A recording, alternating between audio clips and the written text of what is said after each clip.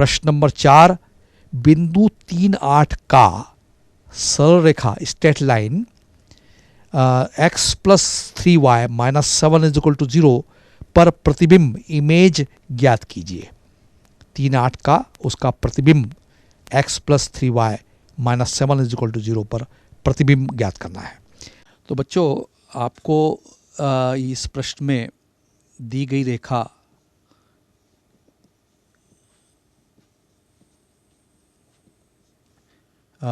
x plus 3y minus 7 is equal to 0 है। इसको हम समीकरण नंबर 1 कह रहे हैं। और बिंदु A के निर्देशांक 3, 8 है। प्रश्न को आप ध्यान से पढ़ रहे होंगे कि किसी बिंदु 3, 8 का इस रेखा 1 पर हमें प्रतिबिंब का पता लगाना है। तो बच्चों हमेशा ध्यान रखें कि प्रश्न को ध्यान से पढ़ना चाहिए कि क्या प्रश्न में दिया है और क्या हमें ज्ञात करना है। और यदि हम प्रश्न ठीक से समझ लेते हैं तो मान के चलते हैं कि मेरा ये मानना है कि आधा प्रश्न हल हो जाता है। तो प्रश्न में स्पष्ट है कि एक रेखा है, मैं चित्र में खींच रहा हूँ। ये रेखा 1 है जिसका समीकरण हमें पता है x plus 3y minus 7 is equal to 0। ये रेखा का समीकरण दिया है। और एक बिंदु A भी हमें दिया है जिसके निर्देशांक है 3, 8। इस बिंदु का इस रेखा पर प्रतिबिंब का हमें पता लगाना है। तो आपको मालूम है कि यहाँ पर मैं ये कहूँगा कि जब प्रतिबिंब की बात आ रही है तो जब हम किसी भी वस्तु को किसी दर्पण, समतल दर्पण के सामने रखते हैं तो उसका प्रतिबिंब उतनी ही दूरी पर पीछे की ओर बनता है। तो बिंदु A का जो प्रतिबिंब है उतनी ही दूरी पर I पर बनेगा। इस प्रतिबिंब के निर्देशांक x डैश y डैश हमें ज्ञात करना है। और निश्चित रूप से ये जो लंब रेखा है और ये बिंदु n है जिसको हम लंब पाद कहते हैं, फुट ऑफ द परपेंडिकुलर है। और आपको अभी मैंने बताया कि जब भी हम दर्पण में अपना चेहरा देखते हैं तो हमारा प्रतिबिंब उतना ही पीछे बनता है। तो इसका मतलब ये हुआ कि NI बराबर AN होगा, यानी AN बराबर NI होगा। इसका मतलब ये हुआ कि N बिंदु A और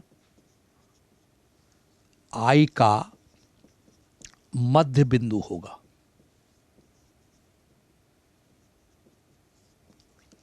इसका मतलब ये हुआ कि मुझे N बिंदु के निर्देशांक निकालना पड़ेगा जिसके निर्देशांक मान लीजिए हमने x y कह दिया है और प्रतिबिंब I के निर्देशांक मैंने x डैश y डैश माना है। और AN रेखा जो है इस दी गई रेखा 1 पर लंब है। तो इसका मतलब ये हुआ कि मुझे AN रेखा का समीकरण का पता लगाना है।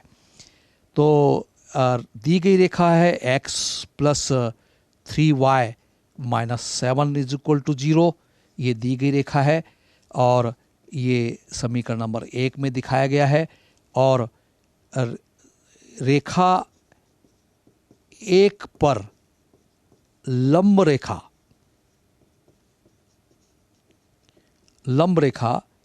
AN का समीकरण है। तो AN रेखा का समीकरण कैसे निकालेंगे हम? आपको पहले ही बताया था कि x और y के गुणांकों को हम इंटरचेंज करते हैं, यानी 3x को जाएगा 3x और बीच के प्लस को हम माइनस करेंगे और x के सामने 1 है उसको इंटरचेंज कर रहे हैं। इसका मतलब 1y plus lambda is equal to 0। ये समीकरण नंबर 2 है जो AN का समीकरण है, यानी रेखा 1 पर लंब रेखा का समीकरण है। इसको थोड़ा सा सुधरे रूप में लिख लें, 3x minus y plus lambda is equal to 0। ये जो AN का जो समीकरण है, AN रेखा का जो समीकरण है, वह बिंदु ए बिंदु यानी 3, 8 से होकर जाता है।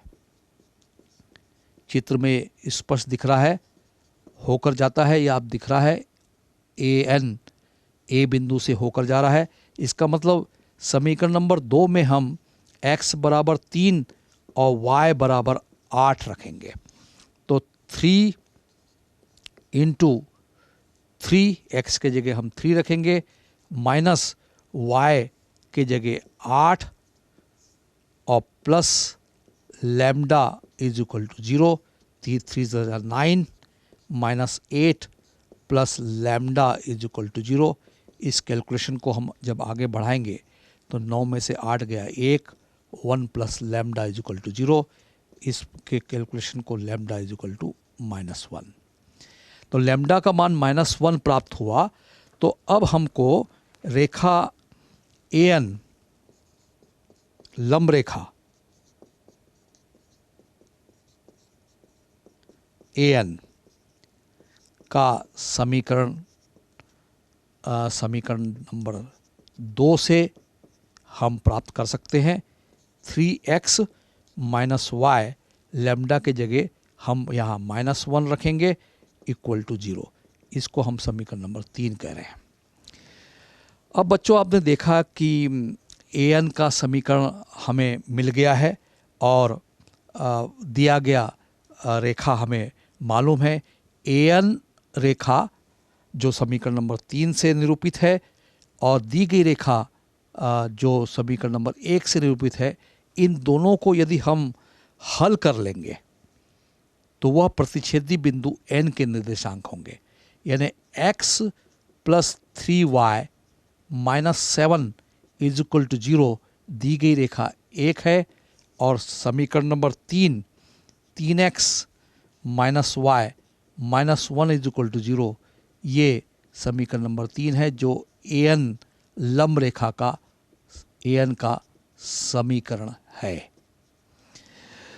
इनको हल करने का तरीका ये हो सकता है, आप यहाँ पर ध्यान से देखें कि हम इसको क्रॉस मल्टीप्लाई करके देखेंगे। यहाँ पर हम छुपाएंगे, इसको बीजगणित विधि से हल करेंगे।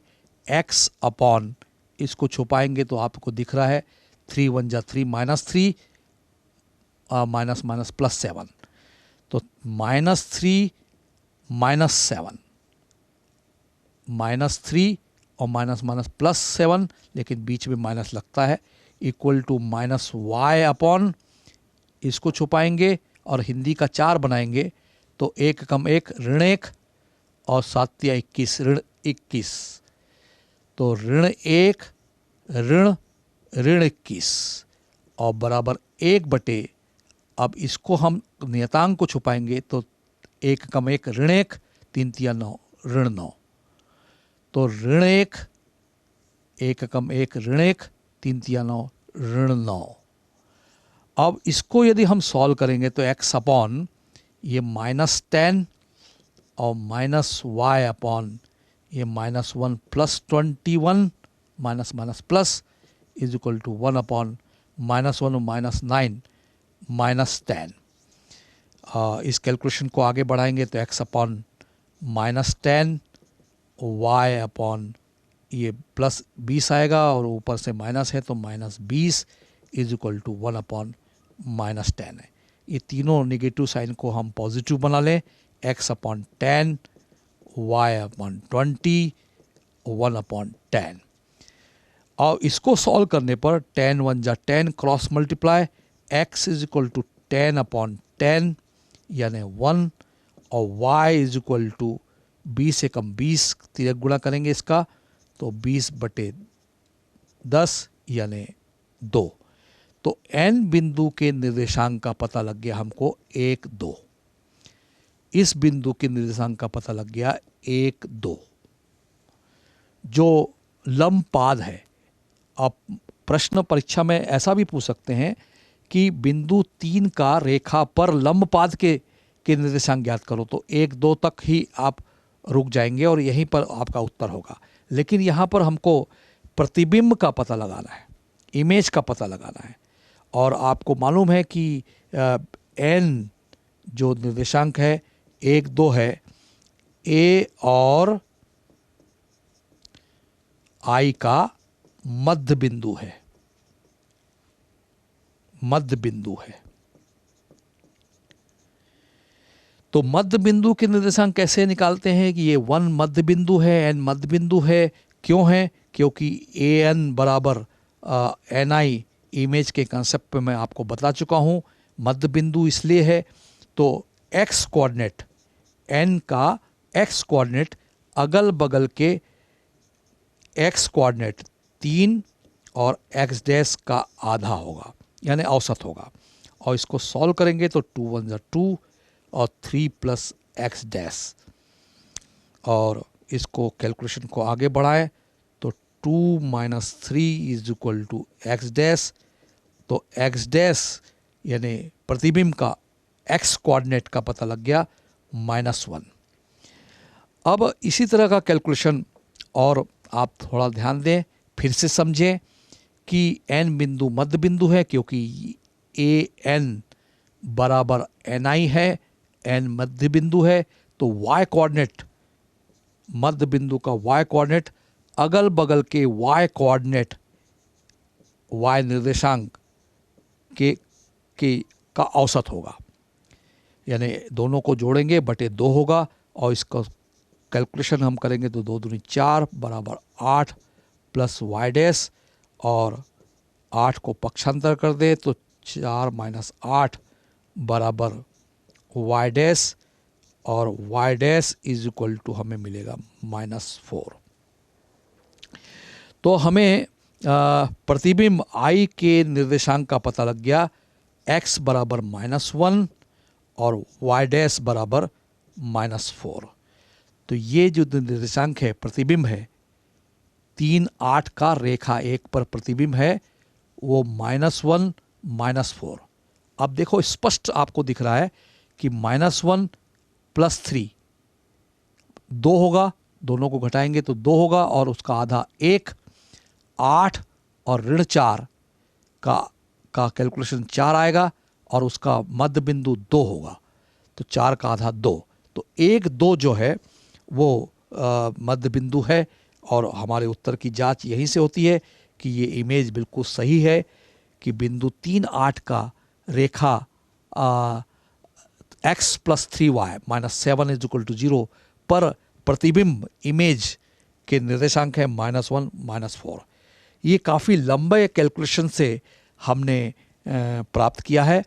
इसकी और एक शॉर्ट विधि है जो इसके बाद हम आपको बताएंगे। तो बच्चों, आपने देखा कि बिंदु ए 3 8 है, और एक रेखा पर उसका प्रतिबिंब हमने ज्ञात किया था x plus 3y -7 is equal to 0 रेखा दी गई थी, उसका प्रतिबिंब हमें -1 -4 प्राप्त हुआ था। उसके लिए हमें लंबपाद को ज्ञात करना पड़ा, फिर मध्य बिंदु के कंसेप्ट से हमने उसको काफ़ी लंबे प्रोसेस से प्राप्त किया।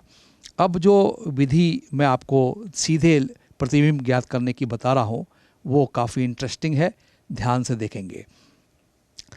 ए आई एक रेखा है जो 3 8 से गुजरती है। तो प्रतिबिंब के निर्देशांक हमने एक्स डैश वाई डैश मान लिए, तो एक्स डैश -3 क्योंकि वो 3 से गुजरता है, और हम इस के सामने का गुणांक, x के सामने का गुणांक जो जिस रेखा पर हमें प्रतिबिंब निकालना है उस रेखा के x के सामने का गुणांक को हम लेंगे, और y डैश -8 क्योंकि वो 3 8 बिंदु से गुजरता है, और दी गई रेखा का y के सामने का गुणांक 3 है, और ये जो 3 8 बिंदु है इसको संतुष्ट करते हुए x के जगह 3 और y के जगह 8 हम रखेंगे। 3 प्लस 3 इंटू 8 -7 अपॉन x के सामने का गुणांक 1 स्क्वायर और y के सामने का गुणांक 3 स्क्वायर। रूट नहीं करेंगे बच्चों, ये ध्यान रखेंगे। और इस पूरे का -2 से मल्टीप्लाई करेंगे तो हमको direct image x dash y dash का मान प्राप्त हो जाएगा। तो इसके कैलकुलेशन को आगे बढ़ाएं। एक्स डैश -3 अपॉन एक्स के सामने का गुणांक 1 था, ये 1 है, और वाई डैश -8 वाई के सामने का गुणांक 3 था, इज इक्वल टू -2, ये जो -2 याद रखना है आपको डायरेक्ट इमेज, डायरेक्ट प्रतिबिंब प्राप्त करने के लिए, और 3 प्लस 8 या 24 -7 अपॉन बिना रूट डाले 1 स्क्वायर 1 और 3 का स्क्वायर यानी 3 का वर्ग 9। तो इस कैलकुलेशन को आगे बढ़ाएंगे तो x dash -3 upon 1 is equal to y dash -8 upon 3 is equal to -2, और 27, 24 और 3 27, 27 में 7 गया 20, ये 20/9 और 1 10, ये 0 0 कट। और इस कैलकुलेशन को और आगे बढ़ाएं, x dash -3 upon 1 is equal to y dash -8 upon 3 is equal to -2 दूनी 4 ऋण 4। तो अब देखिए आप बहुत आसानी से हमें डायरेक्ट प्रतिबिंब का पता लग रहा है। एक्स डैश -3 1 का तिर्यक गुणा 4 से करेंगे तो 4 एकम 4, तो x dash is equal to